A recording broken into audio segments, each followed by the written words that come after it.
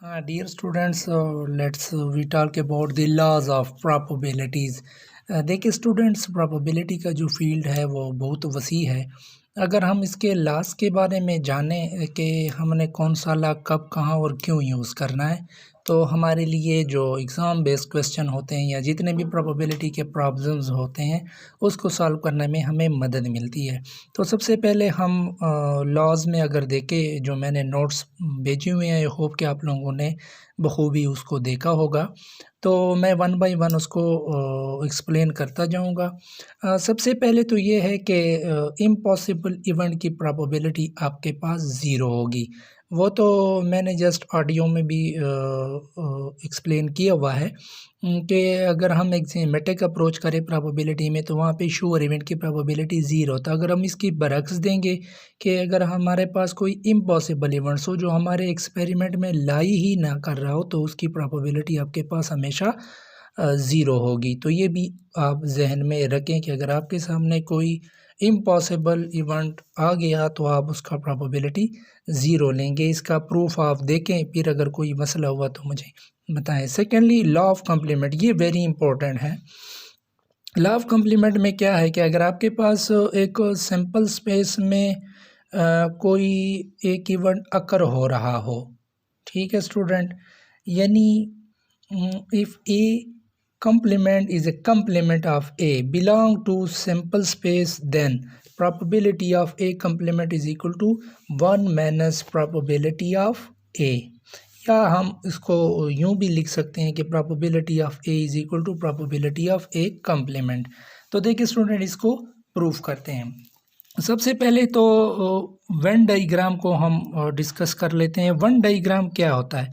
Venn diagram असल में हमारे पास प्रोबेबिलिटी में अगर हम इवेंट्स को एक ग्राफिकल प्रेजेंटेशन दे तो हम उसको क्या कहेंगे? वेन डाइग्राम, जिसमें हम एक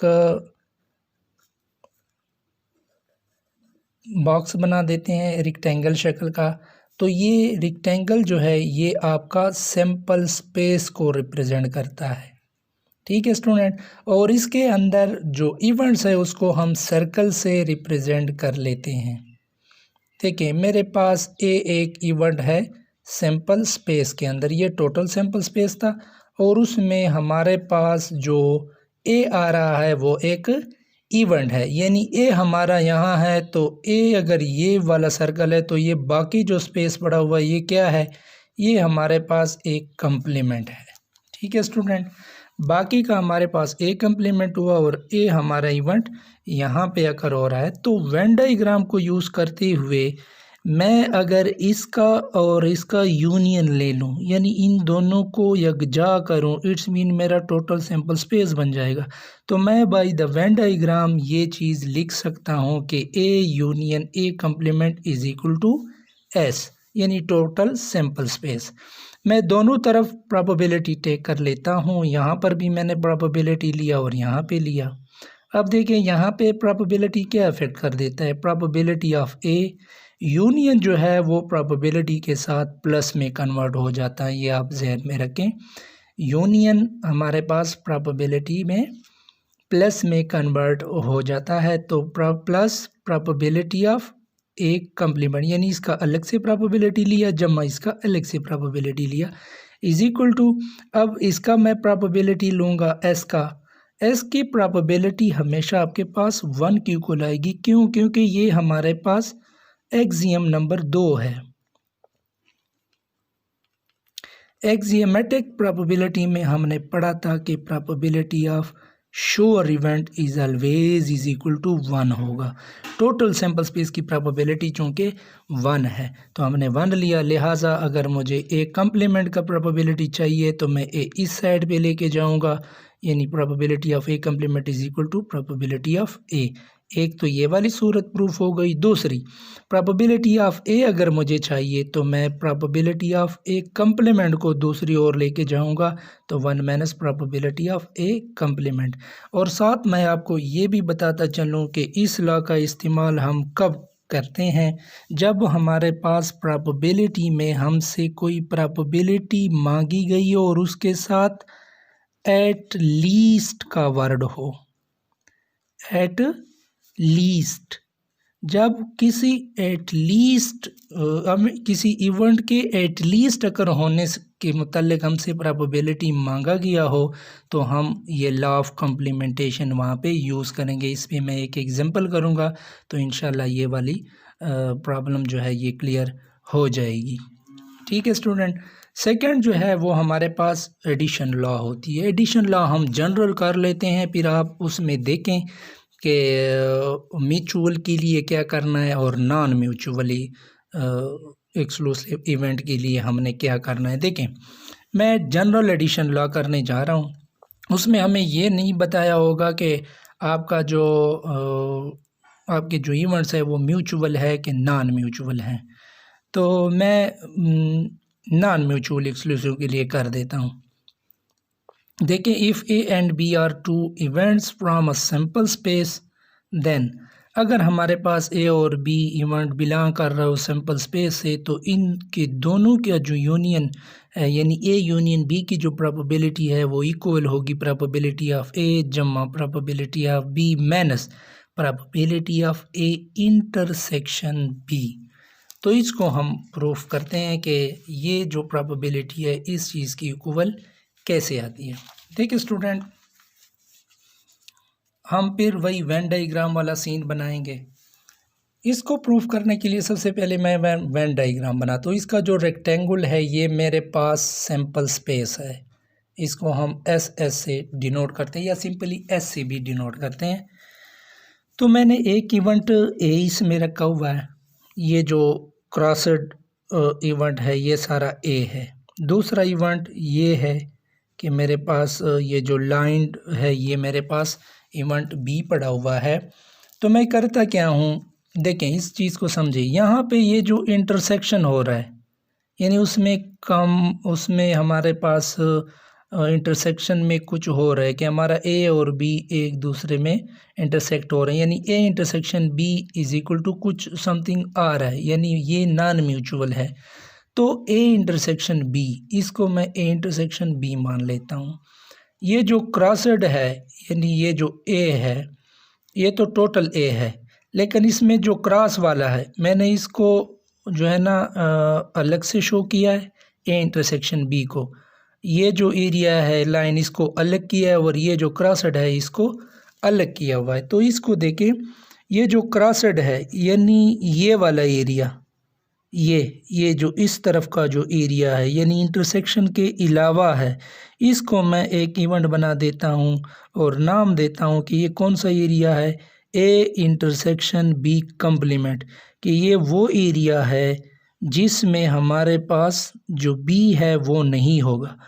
ए में यहाँ पर जो है बी मौजूद है, लेकिन ये जो क्रॉसड एरिया है यहाँ पे बी मौजूद नहीं है। सेम इसी तरह मैं बी के साथ भी यही सीन कर देता हूँ कि ये मेरे पास बी, ये जो लाइन एरिया है टोटल बी तो ये था, लेकिन उसमें से मैं जो जिसमें ए बी इंटरसेक्ट हो रहा था ये वाला एरिया अलग करके यानी इस लाइन एरिया को यूँ लिख देता हूँ कि बी इंटरसेक्शन ए कम्प्लीमेंट, यानी यहाँ पर बी का वो हिस्सा है जिसमें ए मौजूद नहीं है। ए कम्प्लीमेंट का मानी ये है कि यहाँ पे ए नहीं है, यानी ये जो एरिया है यहाँ से यहाँ तक ये और ये इंटरसेक्ट है यहाँ पर।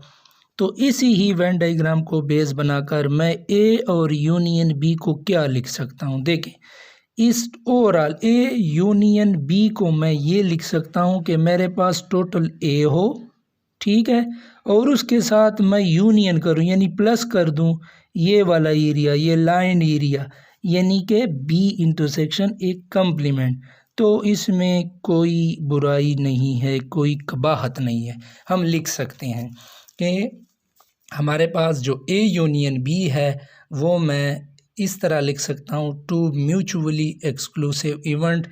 देखें, पूरा ए मैं ले लेता हूँ, ठीक है, और ये जो लाइन एरिया है मैं ये ले लेता हूँ। अब मैं दोनों तरफ प्रोबेबिलिटी लूँगा, यहाँ पर भी प्रोबेबिलिटी हो जाएगी, यहाँ पे ये देखिए प्रोबेबिलिटी ऑफ ए आ जाएगा, यूनियन हमारा क्या हो जाएगा प्लस में कन्वर्ट हो जाएगा और इसकी अलग से प्रोबेबिलिटी हो जाएगी। ठीक है स्टूडेंट, इसको मैंने इक्वेशन 1 का नाम दिया। सेकेंडली हम जाते हैं बी के पास। अब ओवरऑल बी को देखें, ये देखिए ये बी जा रहा है हमारा।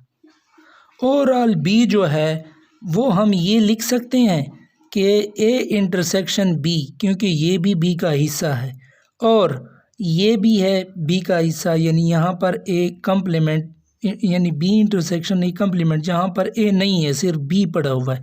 तो मैं इन दोनों जो कि म्यूचुअली एक्सक्लूसिव, यानी ये और ये आपस में कोई कंबाइन नहीं रख रहा। हाँ, ए और बी आपस में रख रहा है जो कि ये है, लेकिन ये वाला इवेंट और ये वाला इवेंट आपस में कोई कम्बिनेशन नहीं रख रहा।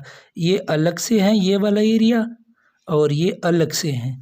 तो मैं बी को दो म्यूचुअली एक्सक्लूसिव इवेंट के तनाजुर में लिख सकता हूँ कि हमारा जो बी है वो इक्वल है ये वाला पार्ट जमा ये वाला पार्ट। तो हमने इन दोनों का यूनियन लिया, यानी ए इंटरसेक्शन बी यूनियन ये वाला area B intersection A complement, यानी जहाँ पे ए नहीं था।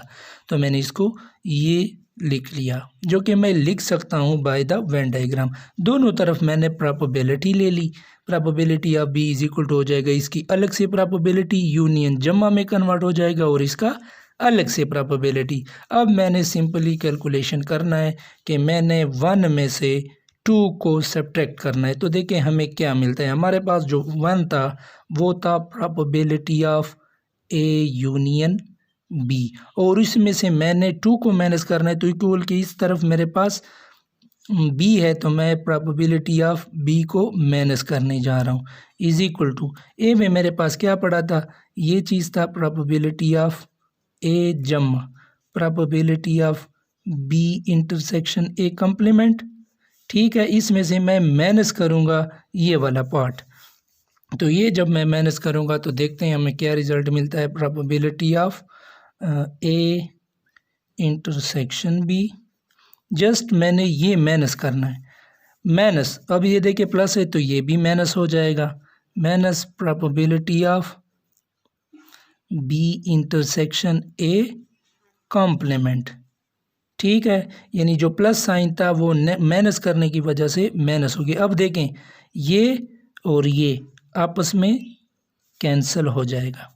ठीक है स्टूडेंट, और बी मुझे नहीं चाहिए क्योंकि मुझे प्रूफ ये करना है कि A union B is equal to क्या चीज़। तो देखें बी मैं इस ओर लेके जा रहा हूँ तो ये प्लस हो जाएगा।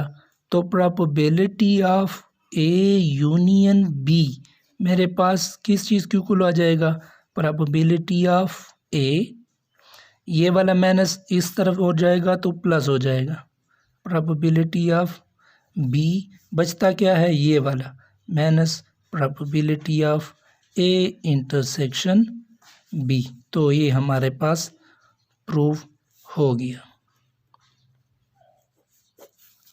देखिए स्टूडेंट, आपने अगर म्यूचुअल और नॉन म्यूचुअल एक्सक्लूसिव का तनाजुर लगाना है, जब भी हम कोई दो इवेंट के एडिशन की बात हो रही है, असल में ये वाला हम कब यूज़ करते हैं, ये वाला थ्योरम हम यूज़ कर देते हैं। मैं हिंट्स बता देता हूँ कि हमारे पास प्रोबेबिलिटी मांगा गया हो किसी इवेंट के मुतालिक और उसमें और दिया हो, और यानी हमारे पास कोई इस किस्म का क्वेश्चन हो जिसमें दो प्रोबेबिलिटी दो इवेंट के दरमियान आर लगा हुआ हो, तो ये हिंट्स है।